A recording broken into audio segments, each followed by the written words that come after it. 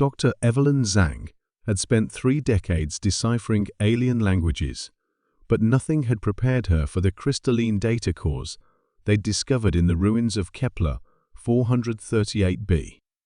The Dead World had been humanity's first major archaeological find since joining the Galactic Confederation, a civilization that claimed to have vanished millions of years before the first human looked up at the stars. She stood in the pristine research facility, orbiting the planet, staring at the holographic display that showed the translated text. Her hands trembled slightly as she read the words that would shatter everything the galaxy believed about humanity's place in the cosmos.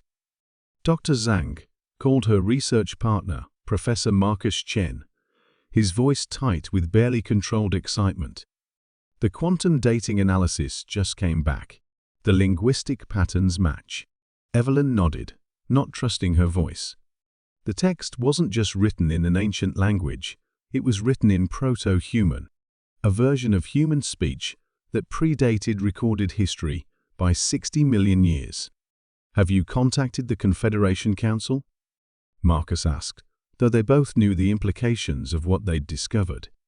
"Not yet," Evelyn replied, pulling up additional files on her display. "I want to be absolutely certain before we turn the galaxy upside down."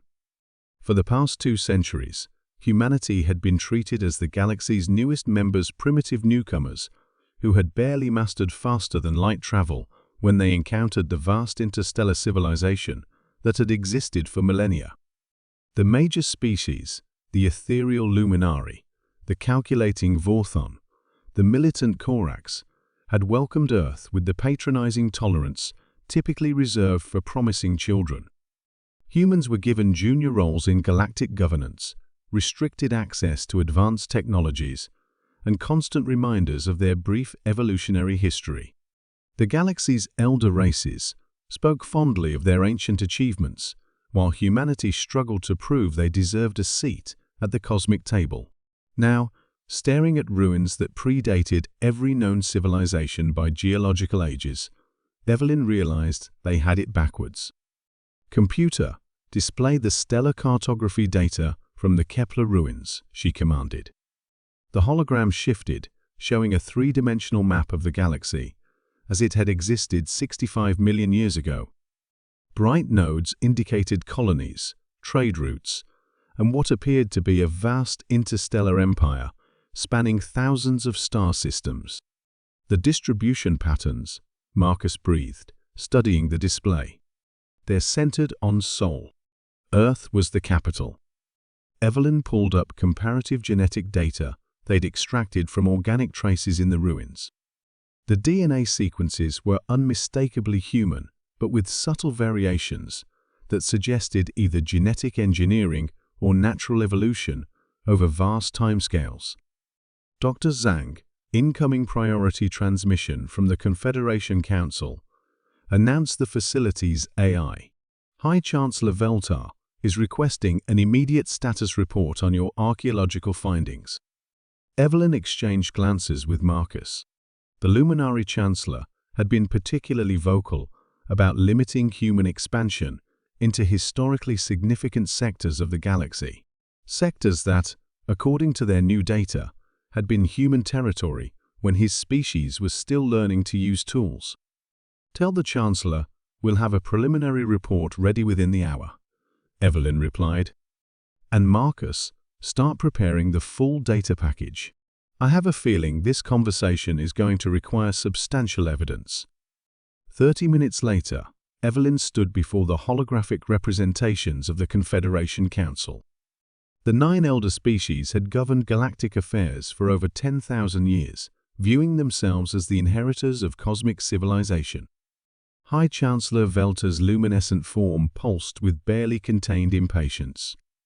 "Dr. Zhang, our sensors indicate you've made significant discoveries on Kepler 438b. The Council trusts you understand the sensitivity of archaeological finds in this historically protected region." "Indeed, Chancellor," Evelyn replied, her voice steady. "We've discovered evidence of a previously unknown civilization. one that appears to have been far more advanced than any currently existing in the galaxy. The council members stirred, their various forms of communication creating a complex harmony of lights, sounds, and pheromones that Evelyn's translation software interpreted as surprised interest. "More advanced than the Luminary Empire?" asked Councillor Thexan, the Vorthan representative, his mechanical voice carrying a note of skepticism. "Significantly more advanced," Evelyn confirmed. "This civilization possessed technologies we're still unable to fully comprehend. Planetary engineering on a scale that dwarfs current capabilities. Starlifting. Apparent mastery over both space and time." She paused, letting the implications sink in before delivering the revelation that would reshape galactic politics. "Chancellor, the civilization we've discovered was human." The silence that followed was profound. For several seconds, none of the council members responded, their various forms of expression frozen in what Evelyn could only interpret as shock. High Chancellor Velta's luminescence flickered rapidly, a sign of extreme agitation. "Impossible. Human civilization is barely 2 centuries old. Your species only achieved spaceflight within living memory." "Our current civilization is 2 centuries old," Evelyn corrected, activating the holographic display. "But the evidence suggests that humanity is far older than anyone realized. The data indicates that humans once ruled a galactic empire that spanned 65 million years of history.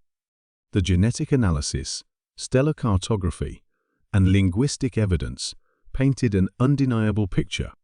Humanity had once been the galaxy's dominant species, their empire encompassing territories that the current Confederation considered the ancestral homes of its member races.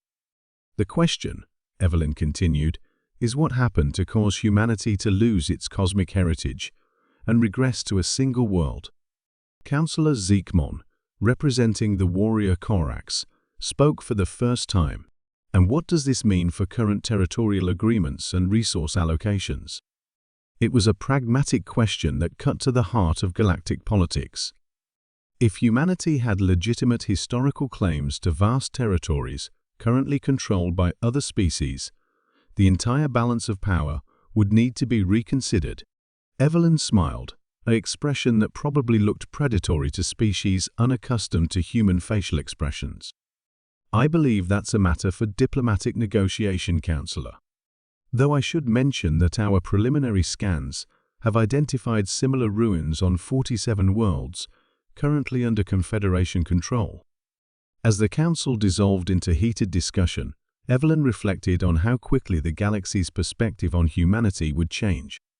No longer the junior members seeking acceptance, but the returning elders reclaiming their birthright. The age of human deference was over. The age of human remembering had begun.